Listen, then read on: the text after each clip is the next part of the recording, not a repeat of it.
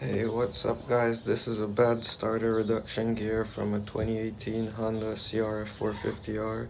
As you can see, the C-clip back here is broken, and you're gonna think you have a bad starter when you hit the starter button, but it's actually this little gear. They shouldn't spin separately from each other. So look at this right now. If I'm just gonna use this shop towel right here and just turn it over with my bare hands, and it's gonna swing over like that. And that's what happening when you hit the starter.